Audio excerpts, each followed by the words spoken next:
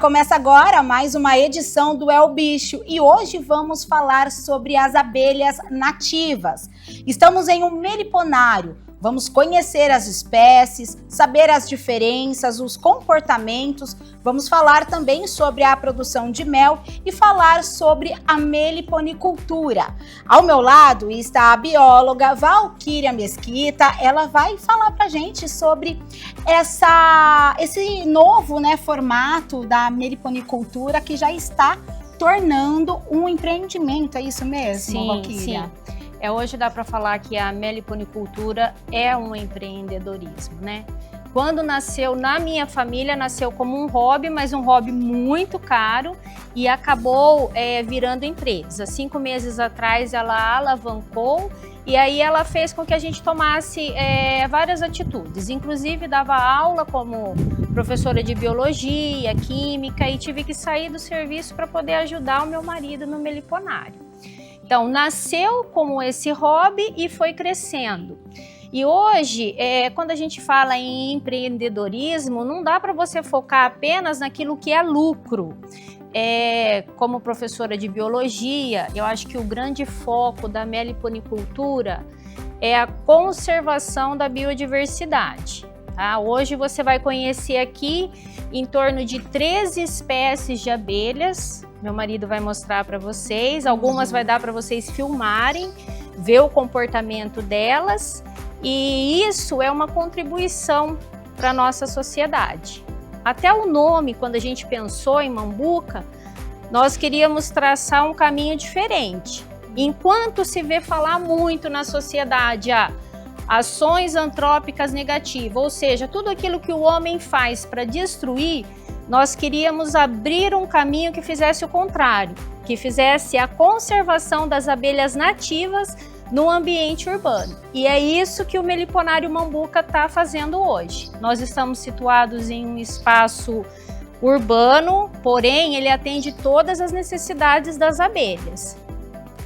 A meliponicultura, além de fortalecer os aspectos sociais, econômicos e ambientais, é uma ferramenta fundamental para a educação nas escolas. Nós percebemos que muitas escolas estão procurando aqui para fazer o trabalho educativo ou até mesmo para comprar colmeia para levar para fazer o trabalho educacional lá na escola dela. Porque quando ela vai falar sobre a polinização ou sobre o uso de agrotóxicos, que é algo que não dá para a gente deixar de falar, porque o uso dos agrotóxicos é responsável pela morte de milhões de abelhas, sendo que as espécies nativas elas são muito sensíveis ao agrotóxico. Então elas vão morrer, uma quantidade bem maior do que a abelha apis africana, que é a abelha com ferrão, tá? Então, a gente tem a parte da preservação ou conservação, que o termo correto seria conservação, nós temos a parte da educação ambiental e nós temos a parte do empreendedorismo, porque de tudo isso das abelhas, tudo é utilizado. Então, nós utilizamos materiais recicláveis para fazer isca. Então, já é uma sacada. Opa, eu estou retirando da natureza aquilo que não serve. Sim. Depois da isca, quando vai fazer a transferência, o mel, o samburá, a cera, é tudo reaproveitado. Então isso volta para quê? Para as próprias abelhas. É como você falou, é um ciclo de conservação delas, tá? No Meliponário Mambuca vivem 13 espécies de abelhas nativas. A mais comum no Brasil é a jataí, facilmente encontrada em ambientes urbanos, construindo ninhos em locais variados como muros e ocos de árvores. Quando a gente fala de abelhas sem ferrão, a que o pessoal mais conhece é a jataí. A jataí ela é mais popular, até o mel, mel de jataí. As outras abelhas, a tubuna, mandaguari, escaptrigonas, que enrola no cabelo, todo mundo confunde com arapuá. Arapuá. Agora a jataí é a mais comum. Falando da jataí, ela é a abelha que a gente mais recomenda para quem está iniciando, ou como um hobby, ou quer iniciar na meliponicultura. Porque ela é uma abelha dócil, ela produz um mel medicinal, um mel que é muito apreciado na culinária, as pessoas gostam muito do mel dela, e ela pode ser criada em qualquer ambiente, ela se adapta muito bem no ambiente urbano. A jataí ela tem um raio de forragear, que a gente chama que é o pasto apícola dela, em torno de 300 a 500 metros. Ah, pode ir mais longe? Pode, só que quanto mais longe a abelha vai, mais energia ela gasta. Então, quando a gente fala em produção de mel, escala para produção de mel. Hoje o que mais a gente conhece da apicultura tradicional da Apis mellifera. Quando você coloca as colmeias próximo das plantações, próximo onde tem o pasto apícola, elas produzem muito mais, porque elas conseguem ir e voltar mais vezes. Quanto mais longe a abelha vai, menos viagem ela dá, menos ela produz. Por conta desse gasto de energia. De gasto de energia, exatamente. Mas a jataizinha é uma abelha que, eu tenho no muro, a minha avó tinha na casa, então todo mundo tem uma história. O nome abelha sem ferrão é popularmente usado para o grupo de abelhas da tribo Meliponini. Apesar de não terem ferrão para picar, elas podem se defender mordendo ou liberando substâncias ácidas. Todas as abelhas, elas têm ferrão. São abelhas sem ferrão. Só que elas têm o ferrão, só que é um ferrão atrofiado. Sim. E não é porque até a jataí. Minha esposa, quando vai auxiliar, vai ajudar no manejo, né, hoje ela está fazendo sozinha.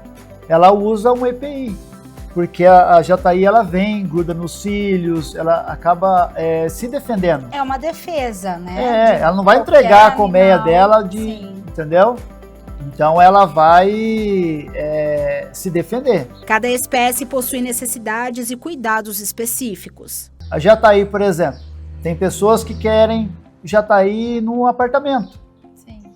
E infelizmente é uma abelha pequenininha. O vento atrapalha ela, então a gente não vende. Essa semana mesmo o cliente queria comprar para colocar na sacada do 8º andar. A gente não pôde vender. Porque tem todo um cuidado também nessa questão, né, de onde elas podem viver, elas sobrevivem em um certo ambiente. Como que funciona essa parte? Então, cada abelha ela se adapta de uma forma. Sim. Então, vamos falar, a jataí, ela forrageia pequenas plantas, ervas daninhas. Nós temos uma abelha aqui que é a mombucão. A mombucão a gente costuma falar que é uma abelha de copa de árvore. Ela é uma abelha de grande porte, então ela não vai ficar forrageando ervas daninhas, gramas, essas coisas. Então ela vai em árvores grandes, abacateiro, eucalipto. Então se você não tem esse tipo de planta, de pasto apícola próximo de onde você quer criar, a gente não recomenda. Tem abelhas que a gente precisa de alimentar ela em época de escassez de alimento, como as melíponas, a mandaçaia, a bugia, né, que é a uruçu amarela. Qual que é essa alimentação? O que elas comem? Quando você fala de alimentação e tem a parte da energia também, como que é isso? Nós temos dois tipos de alimentação. A alimentação energética, que é o mel das abelhas. Sim. O mel delas é o alimento energético. Quando nós não... na alimentação, nós substituímos o mel por um xarope. No nosso caso, a gente usa um açúcar VHP, mas pode usar um açúcar cristal, um demerara, diluído em água. Metade água, metade açúcar. Em época que tem... depende da época do ano, muita chuva ou está muito seco, a gente aumenta a água ou diminui.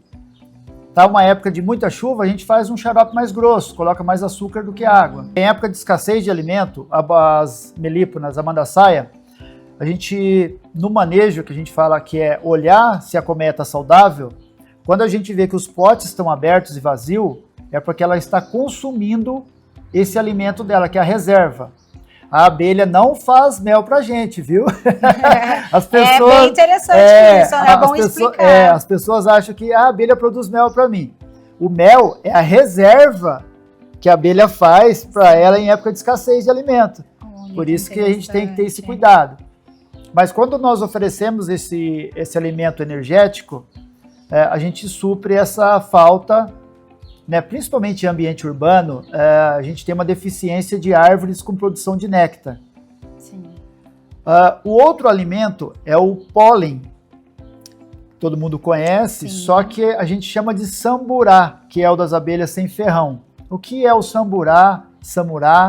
Ele é o pólen fermentado. E quem consome mais esse pólen são as crias novas. Então, quando a abelha vai preparar uma célula de cria para a rainha colocar o ovinho lá, elas colocam o samburá, colocam um pouquinho de mel, elas fazem um alimento para que a rainha venha colocar o ovo ali. Depois elas fecham, e aí quando aquela larva vai desenvolvendo, ela vai comendo aquele alimento, ela vai consumindo. Olha que interessante. Então o alimento proteico ele serve para isso. E as abelhas novas, elas consomem esse alimento na colmeia. Então, da mesma forma que a gente, né? Tanto a proteína como o alimento energético são extremamente importantes para as abelhas. Então, tem abelhas que você não precisa alimentar.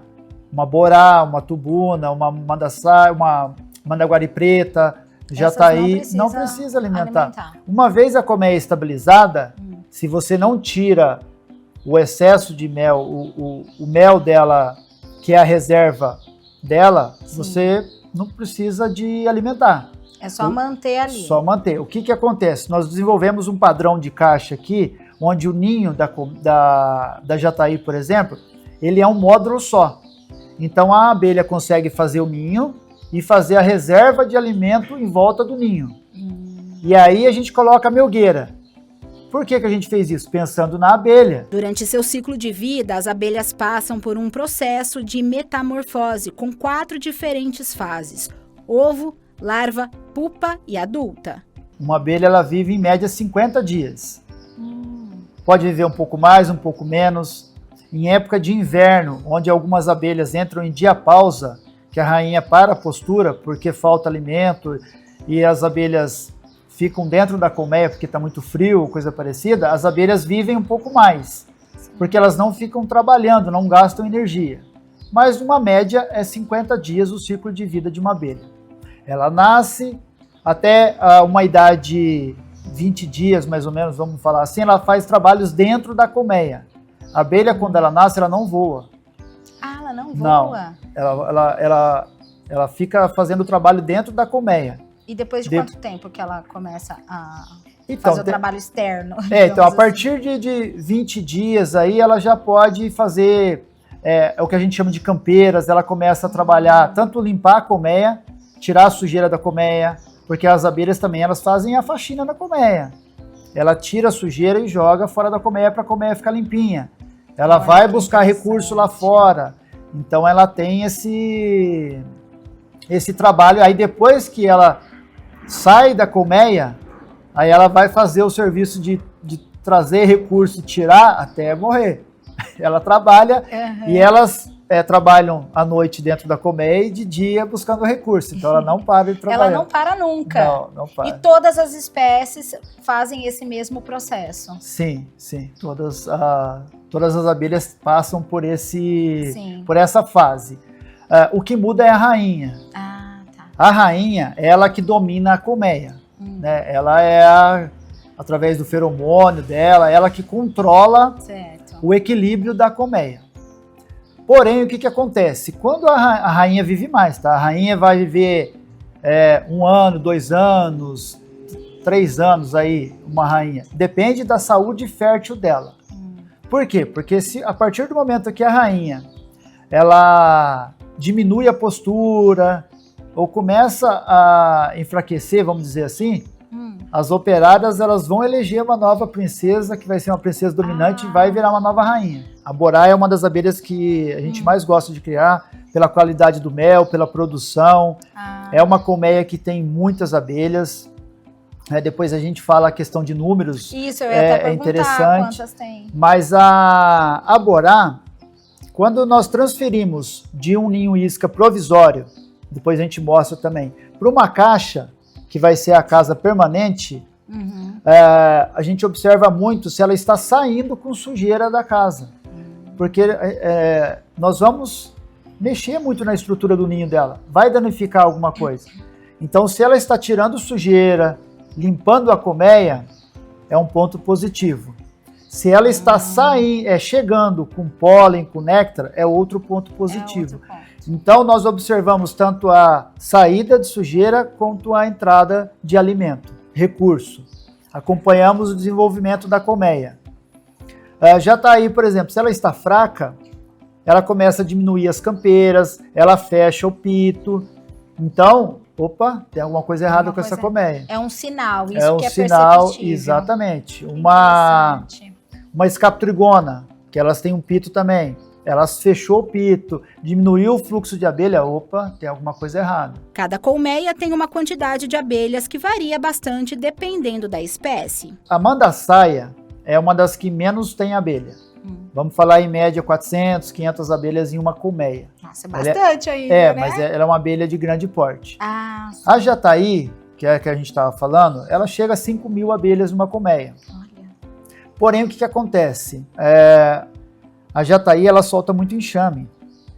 Então, a colmeia, quando ela está com muita abelha, né, e está numa época favorável de alimento, geralmente elas fazem enxameações. Elas elegem uma princesa e saem à procura de um novo ninho. E é isso onde a gente faz as capturas, né? A gente arma as iscas e nós capturamos elas nessas enxameações. As escaptrigonas, mandaguari preta, tubuna, benjoí, que é uma abelha que é uma das escaptrigonas bem dócil que a gente tem aqui, é em torno de 50.000 abelhas numa colmeia. Nossa. A borá, em torno de 50, 70.000 abelhas. Então, é uma média aproximada vai aí. variando, né? De acordo com a espécie. De acordo com a espécie, exatamente. Perfeito.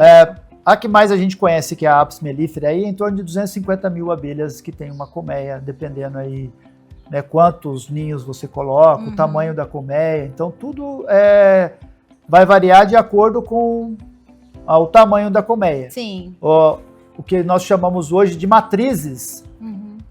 É essa daí que vai ter 70.000 abelhas, por exemplo, numa borá, 50.000 abelhas numa tubuna. Já é uma abelha com mais de 1 ano de transferência, já estabilizada, bem formada. Um ninho isca, que é uma captura nova, ela vai ter bem menos, né? Depois ela vai se desenvolvendo. O mel de abelhas nativas sem ferrão é considerado um produto de alto valor no mercado, devido ao seu sabor diferenciado e potencial medicinal, composto com aproximadamente 30% de água, com teor menor de açúcar e maior de proteínas, e passa por um processo de fermentação natural. O mel da abelha borá é considerado mais cítrico. Depois vem o da jataí e da abelha tubuna, o mais adocicado. Esse mel, ele vai fortalecer o sistema imunológico. E se ele fortalece o nosso sistema imunológico, é claro que vai ser mais fácil você combater qualquer tipo de doença. Isso é uma interação social. Então, a gente está promovendo a harmonia entre as diferentes espécies. E é isso que o Meliponário Mambuca quer. Então, vem você para cá. Participar também, Exato. Conhecer um pouquinho do nosso espaço, trocar ideia conosco.